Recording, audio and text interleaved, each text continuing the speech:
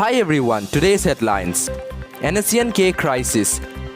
Congo ISEC agreed to reconcile to sign agreement today. State COVID tally 5,392. NSCN-IM plays report on China link. Logayukta dismisses plea against HM. Another NH29 rock slide, all movements restricted today.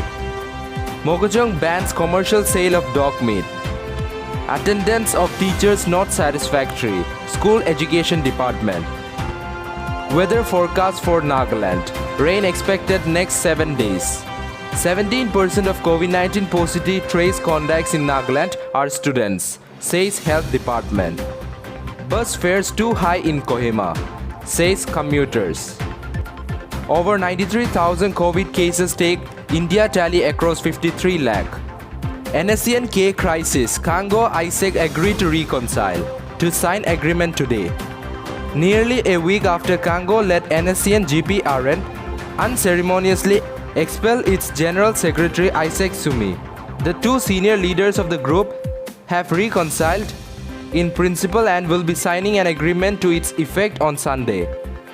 Highly placed sources inform that Congo, Konyak and Isaac Sumi have agreed to keep aside their differences for the sake of impending solution to decades-long Naga political issue. State COVID tally 5,392. Nagaland on Saturday reported 35 new cases of COVID-19 positive cases, 23 in Dimapur, 10 in Kohima and 2 in Zunabado, taking the tally to 5,392. Further, out of 5,392 positive cases, the distribution across various categories of people include 2,513 cases from the armed forces or police, 1,434 returnees, 324 frontline workers, and 1,121 trace contacts. NSCN-IM flays report on China link. NSCN-IM has condemned the Indian intelligence agency for allegedly connecting its General Secretary and Chief Negotiator Muiwa to Chinese factor in an attempt to question his integrity.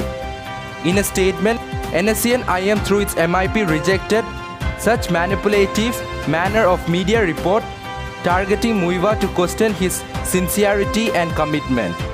MIP stated that even as the Indo-Naga political talks gained momentum and at the threshold of signing the final deal, there was wild media speculation with vested interest involved.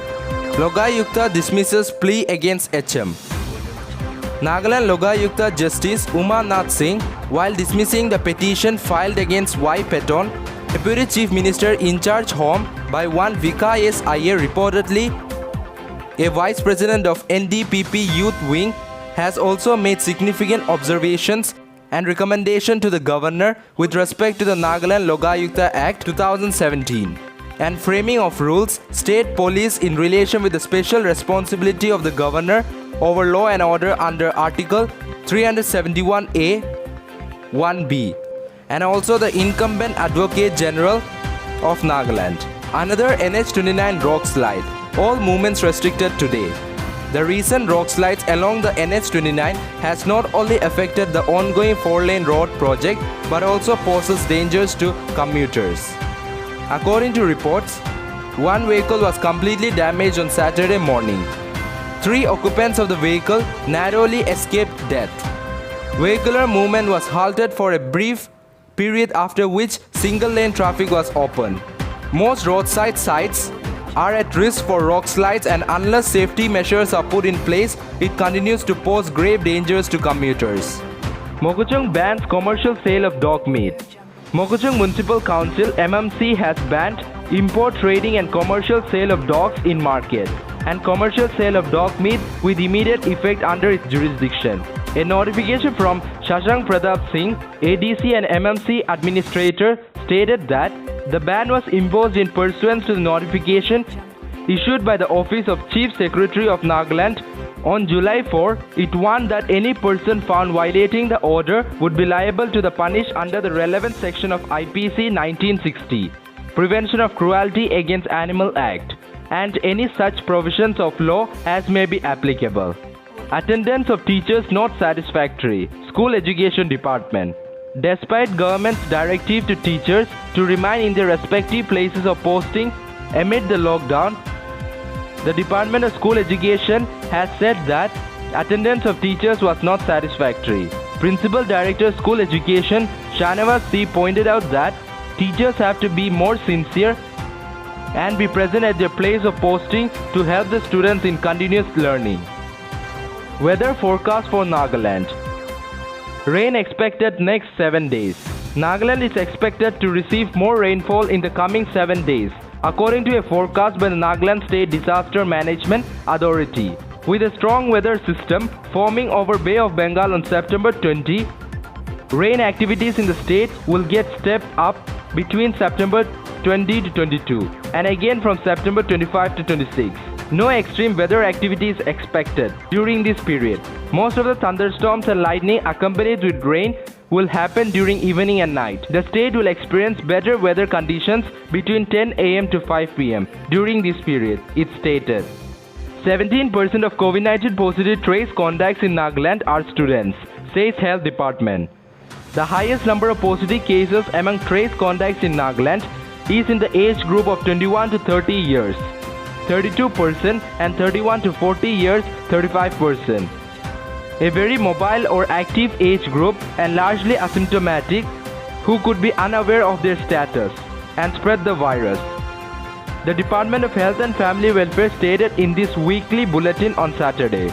It added that 17% of the positive trace contacts are students.